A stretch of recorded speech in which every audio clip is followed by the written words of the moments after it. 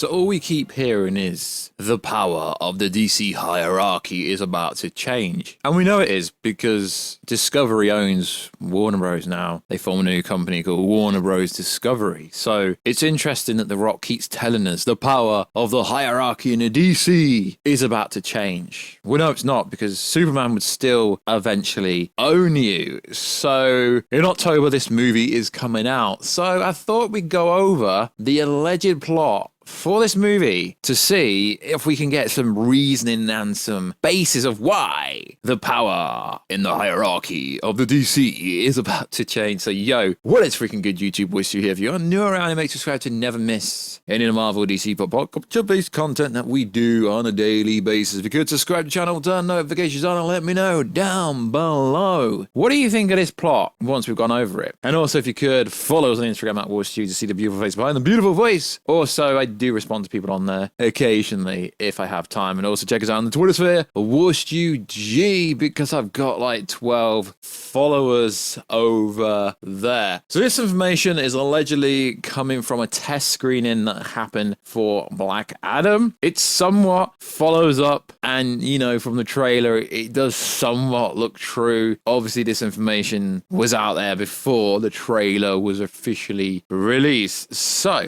let's break it down. In ancient Katak, the slave Teeth Adam, played by Dwayne Johnson, is chosen as the champion of the Council of the Wizard. The corrupt Fahara murders Adam's family, so Adam kills him in retaliation, kills the throne, and decides to rule the world. The Council of the Wizards try to take away Black Adam's power, but he massacres them all before the wizard Shazam confines him to the magic amulet. So that's the opening, allegedly. Katak, freedom fighter Adriana Tobias, accidentally frees Adam, and he bonds with her and her son Amon. The Fahara descendant Emish controls Katak and seeks the crown of Sabak. Sabak is obviously the demon and is obviously the villain of this movie, who apparently doesn't really have much screen time, is heavy CGI, which will grant him the power to conquer the world. Adam sets out to liberate Katak and then claim the world. Is he a villain?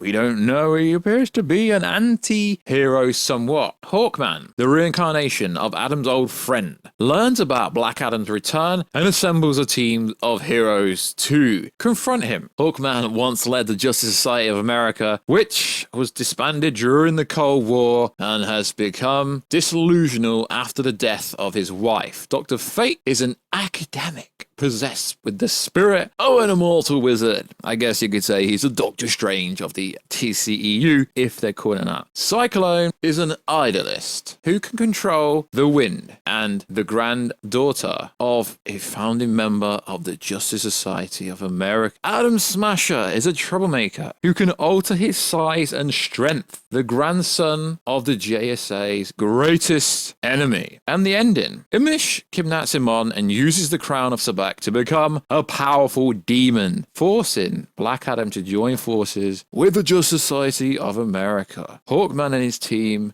fight against Sabak. During the battle, Adam impales Adriana with his powers, transforming her into a word they don't like on YouTube, so I can't say it. Atom liberates Katak from oppression, and after learning compassion from Adriana and Amon, reclaims the throne to lead his people to peace and prosperity. As a benevolent ruler, Hawkman regains his faith in heroism and decides to rebuild the Justice Society of America and trains a new generation of superheroes. The actual plot leak was much longer than that, but that is pretty much the main context without dragging out a huge ass plot leak, which probably would have taken me 15 minutes to read. That's somewhat a summary. Now, you're thinking the power of the DC hierarchy is just about to change, and you're thinking, why? I mean, for me, I think the marketing for this movie has to be great. Now, I somewhat believe the plot but will be different, somewhat, like at least 20% different, because it didn't test screen very well the first time round, so they did reshoot. And also something I don't like is the fact this movie is being marketed on the fact that a Superman is going to appear rather than about actually Black Adam being in this movie. So multiple trusted insiders have said there will be a Superman. So this is going back to June. Casey Walsh, a recent test screening, featured yet again another headless, faceless shadow cameo as Superman. Big screen leaks said back in December 2021. Been hearing good things about this one. It tested well back in December, so I can't wait to see more footage. It's been in development hell. Now, all the recent information that's come out about Henry Cavill appearing in literally everything under the sun, even House of Dragons, he's literally casted in everything. If Henry Cavill makes an appearance in Black Adam, that shouldn't make or break this movie, because it's a Black Adam movie that is going to introduce the Justice Society of America, and eventually Shazam and Black Adam will fight. So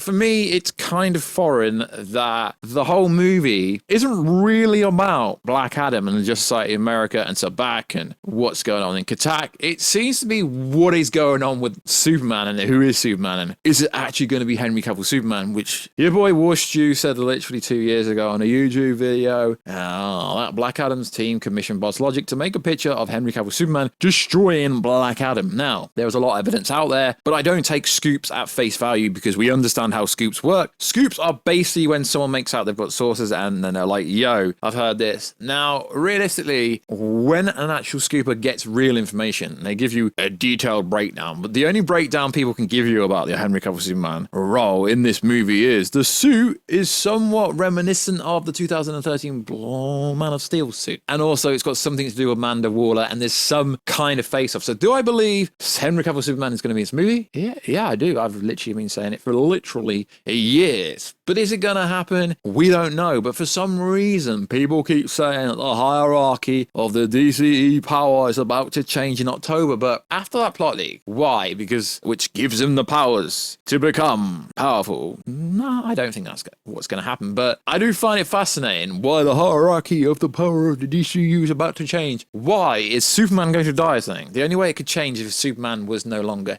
in the equation. But seeing as Henry Cavill Superman, as we know officially, shot for Justice League, he hasn't done any work since then. Yes, he appeared in Zack Snyder's Justice League movie, but that was repurposed shots. That was old stuff. That wasn't anything new. So realistically, Henry Cavill hasn't been in the suit for such a long time, but he filmed for Black Adam. I'm sure he did film for Black Adam because he did say recently, in the last 6 months on a English TV show that the suit is still in his closet and it still fits, implying he's put it on recently. But as I've said recently and vocally on the Twitter sphere, cameos does not mean anything to me. If Henry Cavill does appear in The Flash, if he does appear in Black Adam, if he does appear in Shazam, if he does appear in Aquaman 2, if he does appear in Blue Beetle, if they are only cameo roles, it literally means nothing until we get the Man of Steel 2 or Justice League 2 or he's appearing in Ben Affleck's Batman next movie. Until we get actual confirmation and affirmation that the Man of Steel, Kal-El, Henry Cavill himself, is actually appearing in a solo movie for Superman or in a team-up movie or anything like that outside of a cameo role, then I hate to say it, all the information we have about this cameo role literally means nothing. But then at the same time, we do know that Henry Cavill wouldn't just appear for a cameo role, because if he was going to do that, he would have appeared in the Shazam movie when he walked into the canteen, but he didn't want to go all the way to Canada, Vancouver, just to walk in a canteen to sit down with Shazam and Billy. Did he? Okay. Some variants of that. We freestyle here. So let me know, is this movie really riding on a 10-second